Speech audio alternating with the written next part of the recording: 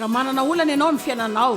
ka mivavaka ho an'ny fitsaranao, azafady mba zaho ny fonao dia manontany tena sao dia mbola misy olona mahatezitra anao any.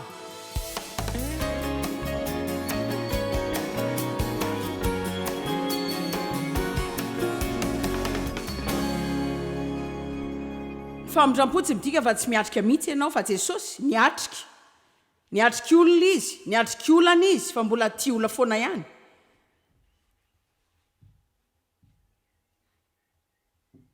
Fa mila mianatra ianao ny tsy hanantena olona ho tanteraka eo amin'ny fiainanao. Satria hitanareo zao tsy misy tanteraka sika. Amin'ny Jaona 2:4-5 misy soratra masina iray izay tena manandanja tokoa tamiko, tamin'ny diako niaraka tamin'Andriamanitra, indrindra amin'ny fianarana anatra fomba fiatriana olona. Hitanareo manana ifo 700 mpiasa zahay amin'ny asa fanomponay maneran-tany, dia rehefa mitantana olona 700 ianao dia tsy maintsy misy olona manao zavatra tsy tianao ataony foana. Raha miatrika olona 3 ianao dia matetika misy olona izay andraindrainao mba hanao zavatra izay tianao foana. Fa ndraindray koa raha tsy miatrika afa-tsy olona ray ianao dia mba misy olona manao zavatra ihany. Firy aminareo no manaiky fa ny fiarahana amin'ny olona ka mijanona amin'ny fiadanana sy mijanona amin'ny fitiavana sy ny fialana lavitry ny atetezerana dia zavatra izay ilainy ianaranao. Sika rehetra manaiky izany ka mila izany afatrany daholo koa sika. Fa Jesosy raha ny aminy 5:20 tsy manatoky azy ireo izy nresaka ny amin'ireo mpianana izy eto satria nalalan'ny olona rehetra izy. Tsy hoe tsy natoky azy ireo izy fa voalaza fa tsy nihevitra ny tena atoky azy ireo izy dia nitsoahako tamin'izany dia hoe izy zany tsy tonga dia namelatra fo malalaka natena azy. Anao hoe nareo ilay rehetra tsy ny tena namako dia araka foana sika rehetra dia afaka milaza aminareo ny zavatra rehetra dia matoky anareo fa tsy handratra azy zany mihitsy nareo sady tsy handiso fanantenana nareo ny tena namako izay dadaviko foana tamin'ity fiainako manontolo ity. Ka tsy nanao zany izy. Nahoana? Satria fantany daholo ny olona rehetra.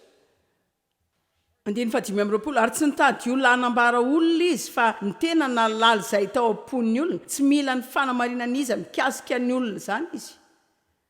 Tena tiako zany. Ataoko fa raha afaka manomboka asa vaovao ianao ka mba manana resaka kely amin'ny tenanao mialohan'ny andehananao dia milaza hoe ty azy ty tsy ho tanteraka izany. Lehibeako tsy tanteraka izany mihitsy. Za tsy arasa amin'ny olona tsy tanteraka. Za koa tsy tanteraka.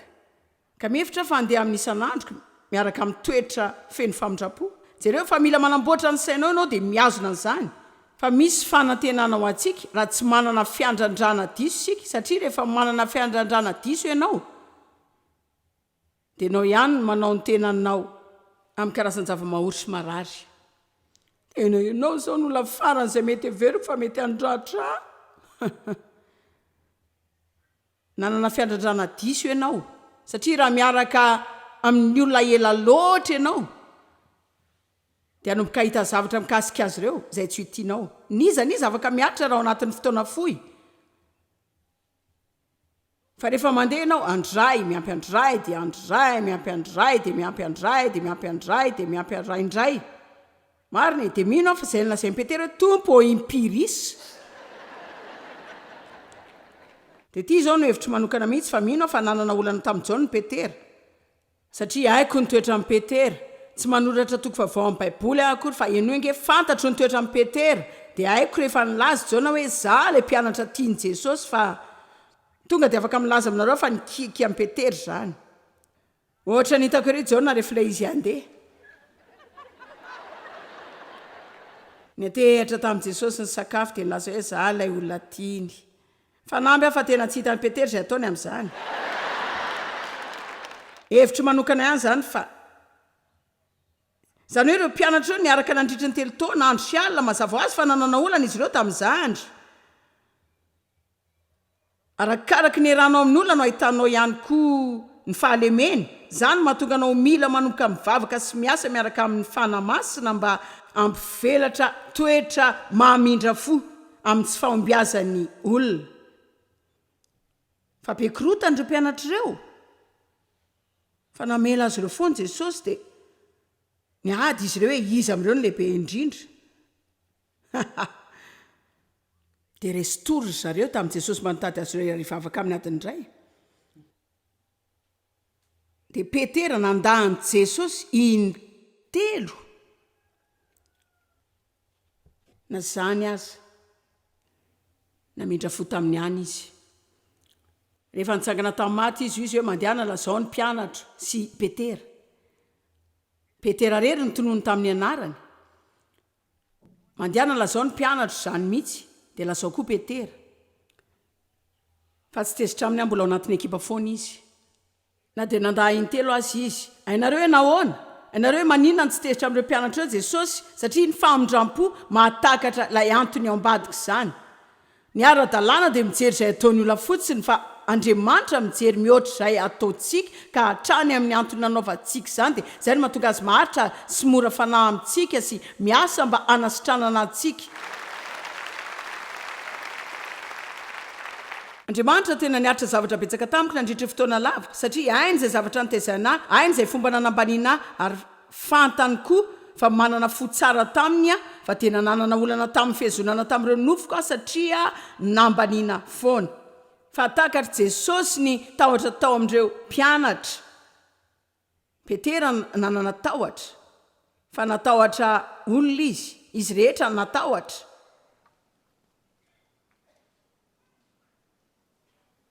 fa mindram-po mahita ny antony ambadika izany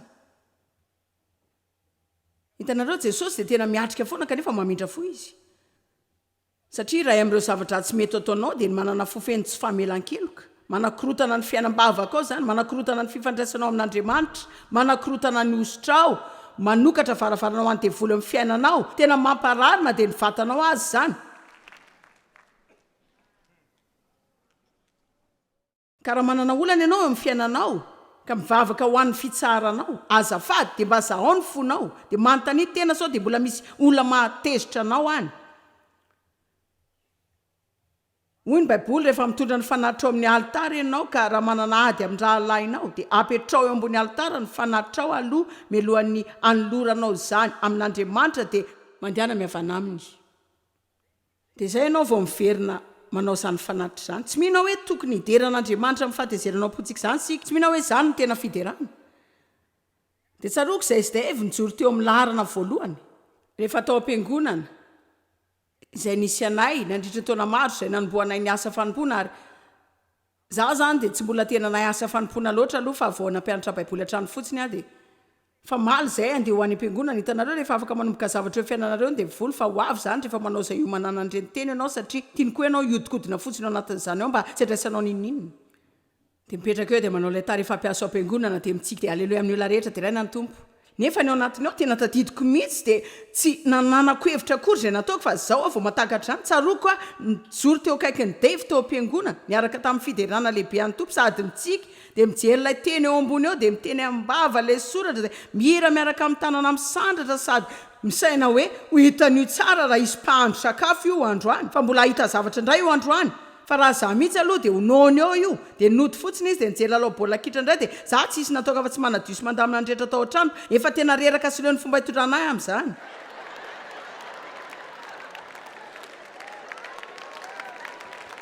fa le olony fo miafina ny tena mahakasika an'Andriamanitra kokoa fa tsy izay mody asehoantsika ivelany fa le olona miafina ao am-po ao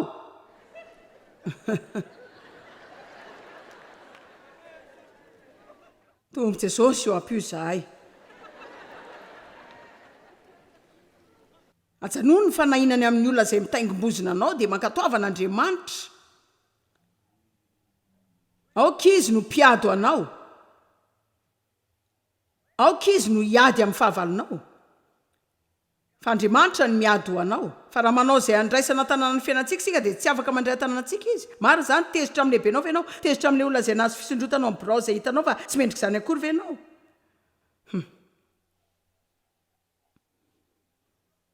mbola tezitra amin'ny ray aman-drenao foana ve ianao na dia efa 20 taona azy zareo zao dia tsy mba miantso azy ireo ianao na mijery azy satria nanao ratsy ianao sy taloha aza manao izay dinako ety a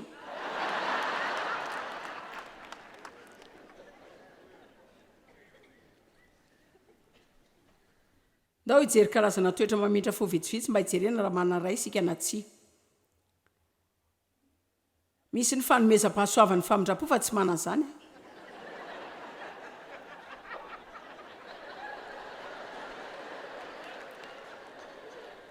fa za na dia izany aza manana ilay manao fantsiana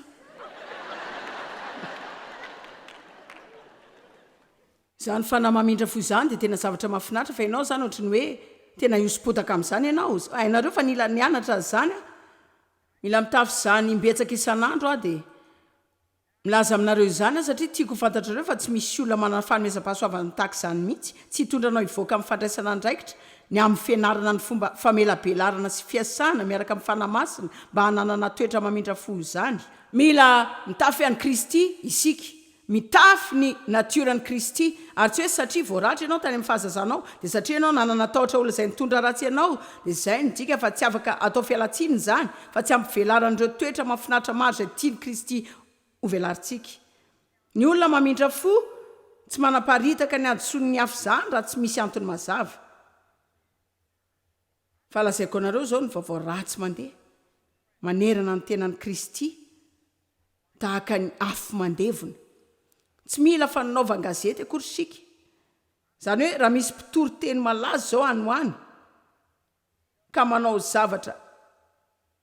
zany hoe fantatry ny olona rehetra zany ao anatin'ny herinandro fa ny vaovao tsara tsy mba tahaka izany ary zavatra ratsy zany zavatra ratsy izay amavon'Andriamanitra voalohany aloha tsy tokony iny tatitra ratsy akory sika fa tsy izay avy ao am-bava ihany rehefa mandre zany avy amin'ny vavolombelona telo na roa itokisana isika faharoa tsy mahalala ny tantara feno sika fahatelo ny baiboly milaza fa ny fitiavana dia mino ny zavadrehetra tena fantatro mihitsy fa misy tena lainga nolazaina mikasika zay tena tsy mitombona mihitsy fankasitrahako ireo namana sy mpiara-miasa ao amin'ny ministera zay milaza hoe tena tsy mino an'izany a tena tsy noko fotsiny zany manino sika ny mailakery ny ino rehefa zavadratsy dia tena tsy mahandry ny zary zany amin'ny olo-kafa koa fa ny zavadratsy zany zay eo amin'ny nofo fa mila tsy mandeha araky ny nofo zany sika fa mila mandeha araky ny fanahy sika dia manao izay asain'Andriamanitra ataontsika foana amen ka ny petera voalohany toko faefatra dia ny fahavalo milaza ny fitiavana manarona tena tiako izany hoy ny bolana fahafolo andiny faharoambinifolo ny fahakalana dia manetsika ady fa ny fitiavana manarona ny ota rehetra hitanareo Josefa dia nanao zavatra mahafinaritra naneho ny toetrany zany rehefa tena niatrika ny rahalahy marina izy ka naneho azy hoe izy marina moa izy dia nisy karazany olona maro tao amin'ilay efitra tamin'izy ireo tonga tao aminy mba hitady sakafo ary tsy haiko aloha raha tsikatrareo tiana tsi fa ny sorony tao ny efitra daholo ny olona rehetra melohan'ny atrehany zany zavatra any tamin'ny rahalahiny ianareo nahoana tsy tia nisy olo-kafa isain-dratsy azy ireo zany zao toetra tena tsara eny ary dia zao tiako sika hijery ny Genesis 5 manomboka amin'ny andiny fahavalo ambin'ny folo dia mivavaka satria mifampizary eo andiny manaraka sika ny mba anampiny zany tahotra kely an'Andriamanitra ao anatintsika satria za tena mino fa sika tena mila tahotra sy fanajana tanteraka an'Andriamanitra inoko fa izany ny ray amin'ny zavatra izay mampirisika olona mba hanao ny tokony ataona dia mahatsiaro izy tiany azy ary milaza aminareo fa mino fa izany no tsy ampy amin'ny fiainan'ny kristianina maro zao efa manomboka mezatra loatra miaraka amin'Andriamanitra sika fa tsy tokony atahotra an'Andriamanitra amin'ny fiheverana diso ianao fa mila fantatrao fa Andriamanitra dia Andriamanitra ary tanterahany izay lazainy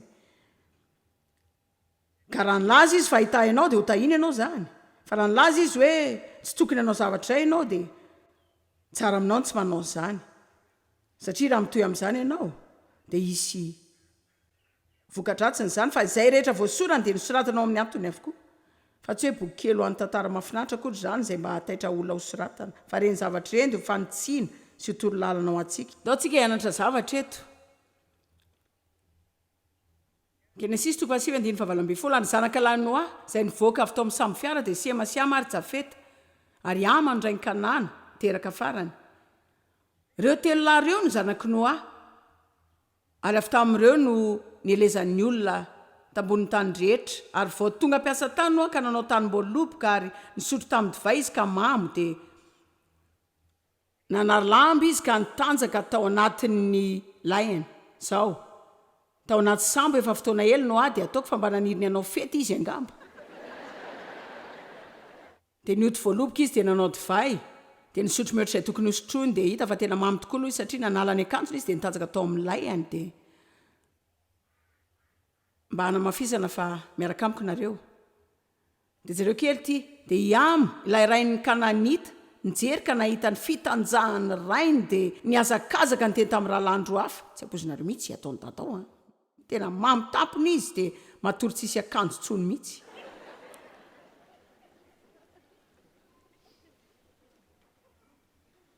dia lasa naka akanjo semasijafeta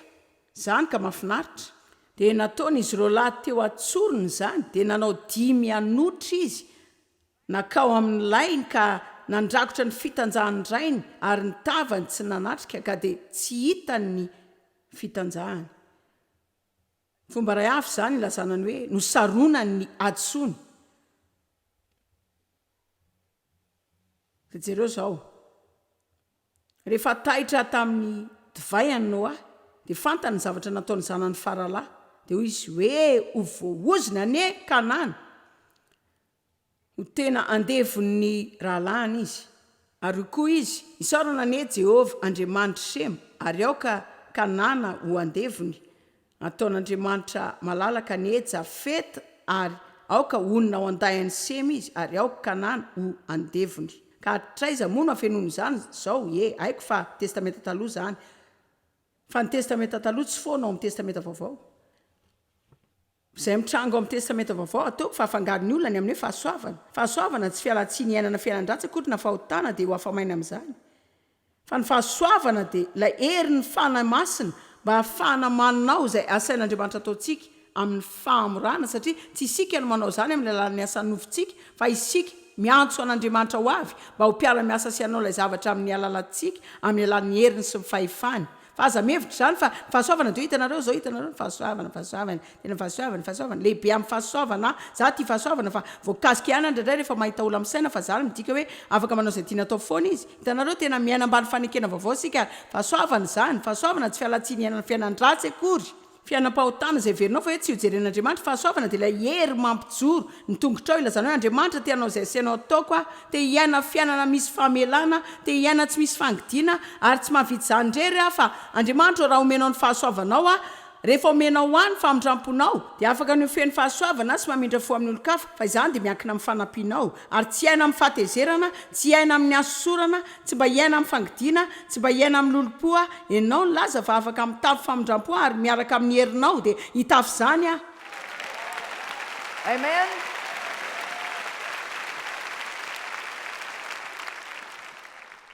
zavatra hafa ray lazain'ny baiboly ao amin'ny Matthieu 7:20 dia ny hoe raha misy zavatra eo aminao sy ny rahalahinao raha matezitra anao ny rahalahinao voalohany ny rehetra teny hoe voalohany mandeha any amin'ny rahalahinao manginginy ianao fa izy tsy nilaza hoe raha misy olona matezitra anao dia manontany olona 7:20 ny amin'izay hevitra izy ireo mandeha mangingina any amin'ny rahalahinao ianao aloha dia manao izay andaminana ny raha misy eo aminao sy izy dia voalaza hoe raha tsy miaino anao izy dia maka olona roa na telo hafa ianao raha mbola tsy miaino anao ihany izy dia entonao any am-piangonana indray fa misy dingany zany ny baiboly tsy nilaza mihitsy hoe avelanao andalo daholo ny toetra ratsy ataony olona rehetra fa tsy zany akory natao hoe famelan-keloka amarana ty afatra androany ty amin'izao Galatiana 5:1 avy ao ivavaka ao anareo rahalahy raha misy olona na dia olona tsy tianao azy zany ry rahalahy raha misy olona azo niota tsy naza dia atsanganonareo izy sika zany sa hoana sa tsy zany sika izay mamaly amin'ny famezan'ny fanahy fa izany ny dikany hoe ara-panahy manao izay anotsiana azy mamerina sy mandaha aminazy indray tsy manana olana sika zany amin'ny fananganana azy indray manaiky zany tompo fa aitsio izy fa voalaza hoe ianao anangana azy ary ny dikany manangana azy dia miova koa ny fijerinao azy fananganana azy famerenana azy indray ary tena tiako hoe dia atsanganonareo izay manana fanahy amin'ny famorana izy ka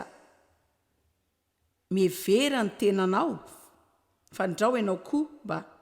alaim-panahy ihany ka raha amin'ireo zavatra tsara indrindra izay ataonao rehefa misy olona manao zavatra adaladala mandratranao ka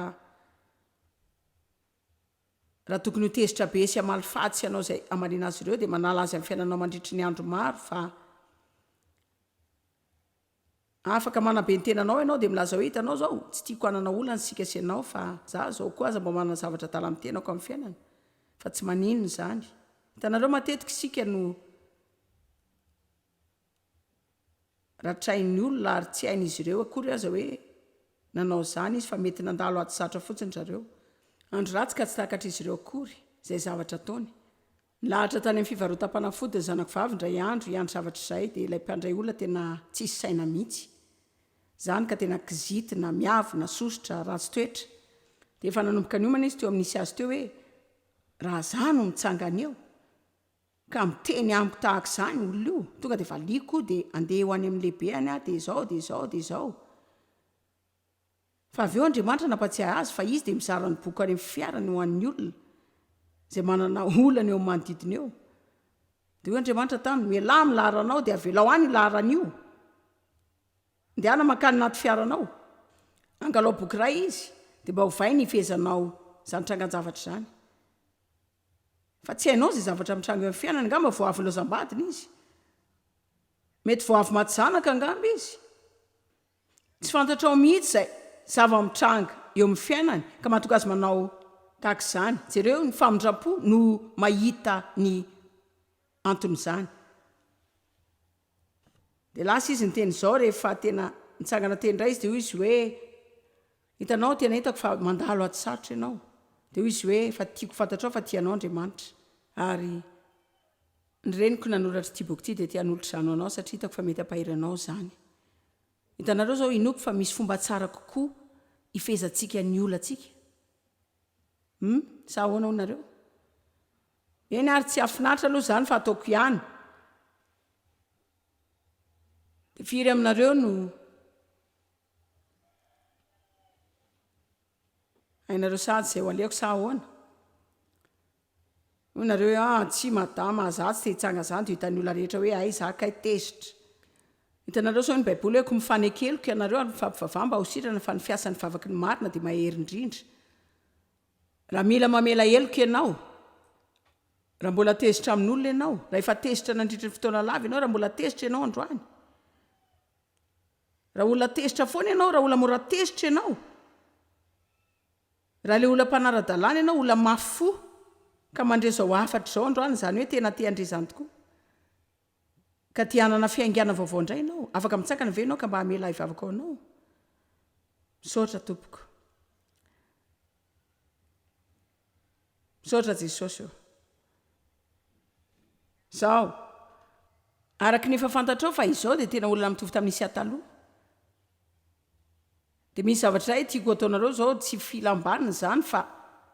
tiako hanompo maso kely mandidina nareo dia anisy hoe firy nisan'ny olona mitsangana dia lazaiko anareo hoe maninona no mampanao anareo zany dia jereo amin'izay afa ilaza zavatra kely zay iny mahatonga antsika tsy manan-kereo am-piangonana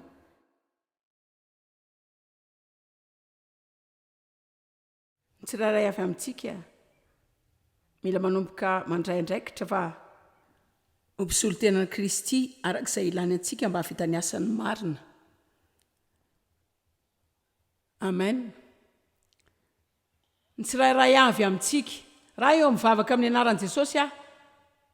mba azo fiandohana vaovao ny olona rehetra tompo za mino fa efa nandrentenao izy ireo fa haiko fa tsy afaka mandeha mody any an-trano manao zany izy raha tsy ampinao ary mila fantatra izy ireo zany tsy afaka manao zany zareo satria efa nanapa-kevitra fotsiny fa mbola mila mianatra akory zareo dia mbola mila mivavaka mbola mila mitafy famindram-po izy dia mitafy zany dia mitafy zany mandra-patongany zany mety tsara aminy mandroaka ny Satana amin'ny anaran'i Jesosy manodidy ny demony ady manodidy ny fangidiana sy ny fankahalana ary ny tsy famelana sy atezerana rehetra dia mivavaka tompony mba nirinay nitovy aminao mihoatra ny zavatra rehetra